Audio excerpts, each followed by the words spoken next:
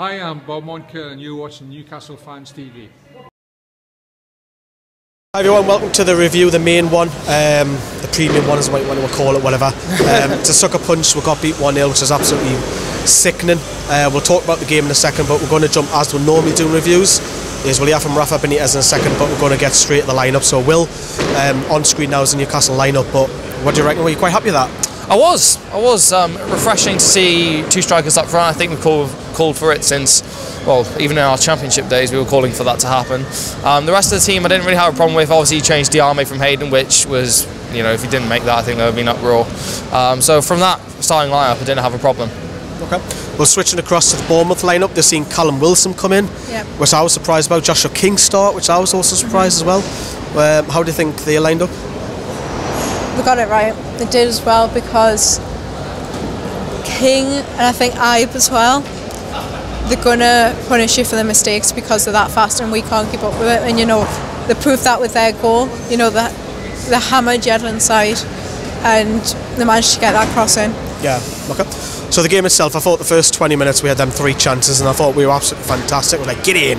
This is what I come to St James's Park for. Chances galore, but you've got to score when you're on top. You're not short, you're taking the mickey out of us as well.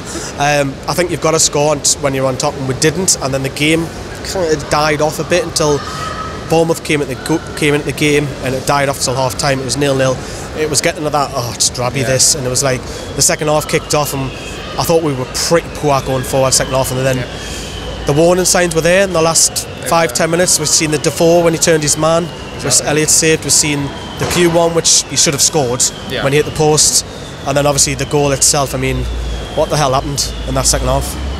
I couldn't actually tell you. I was shocked to see for what I was seeing when we started so brightly, and we were absolutely on top. We were dominating. Bournemouth didn't look threatening at all going forward. Second half came around. You can maybe say with Lascelles, when Lascelles went off of an injury, we lost a bit of organisation.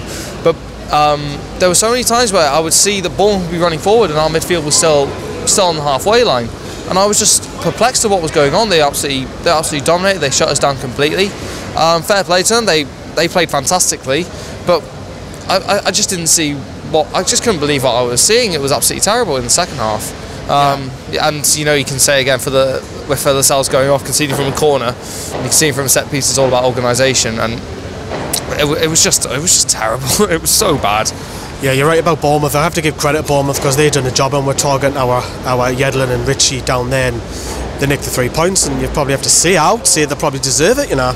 I would say they would deserve it. So did Rafa get that right today with the starting lineup? And I know, or did he get it wrong with his subs? Talk to me about subs. I think he got it wrong with subs. I wouldn't put Perez on. I've said this before. He didn't deserve it. What's going on with Mitrovic? That's what I was saying. I would have put Mitrovic on over Perez. But is it trust? Does he not trust him? He plays Shelby. You heard the crowd shouting Mitro, and it was like Hostler was doing okay and he was doing the interceptions, but he wasn't like causing havoc. No, there's got to be something going on. Either he's not training well enough or something, because I don't see why you wouldn't bring him on that situation, especially with the cells going off. We've then lost that height, and you know, as we said, the organisation in the box, which led to the goal. If you had a taller player, you could have. Sucker punch ended. There's fireworks going off left, right and centre.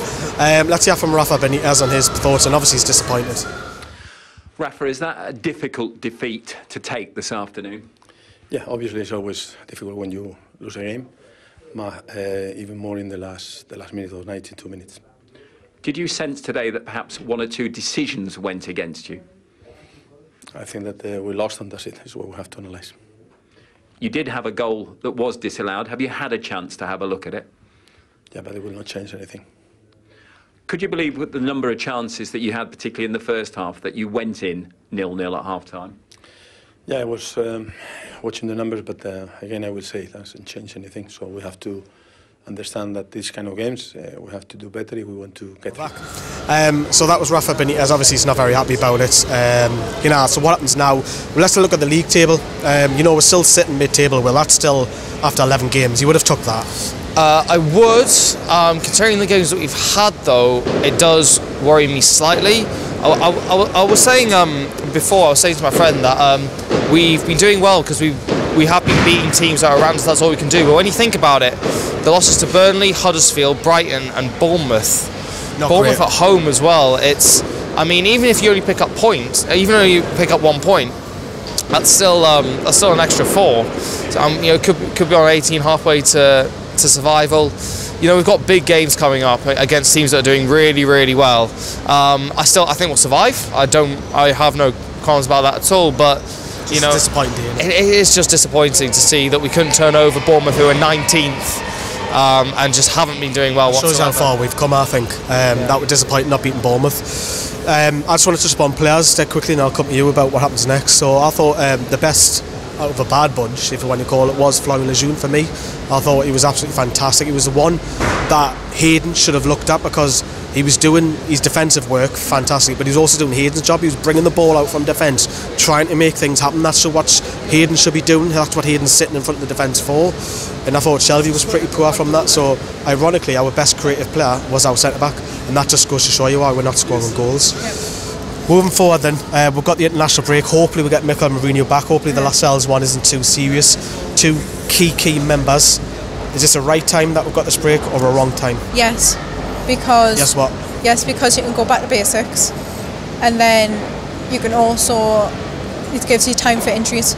So it's given time to them get close back to full fitness. And I'll just go back to basics with it and start again, because I think we need to look, because it's basic mistakes that we're making. It's not, you know, we'll let them have in time, and you could see that goal was coming. So I think just focus and get back for Man United. Yeah, because we've got a tough run of games now, haven't we? I mean, I'm not expecting we'll go out and beat Man United. No. But I would like to see a good performance, rather than, you know, logically we're probably going to lose. Yeah, I want to see a good performance. You get these 4-3, you'll be happy. No, but you know what I mean. Like, I would like to say we put a shift in, and we just didn't today, and we didn't at Burnley either. Give us one word that you would describe today. Frustrating. Frustrating. Give me one word that'll describe today for you. I can't say missed opportunity. That's two. I was never good at counting, but can't have to say frustrating again. I'm going to make that 3. I'm going to make that hat-trick. Frustrating is the word. Thanks for watching. See you later. Ta-da. So, has the international break come at a good time or a bad time for Newcastle? What do we do after the international break? We've got Manchester United up next. Does Rafa keep Dwight Gale in that starting lineup? Will he change the formation? Will he be brave and do this? How would you see your team?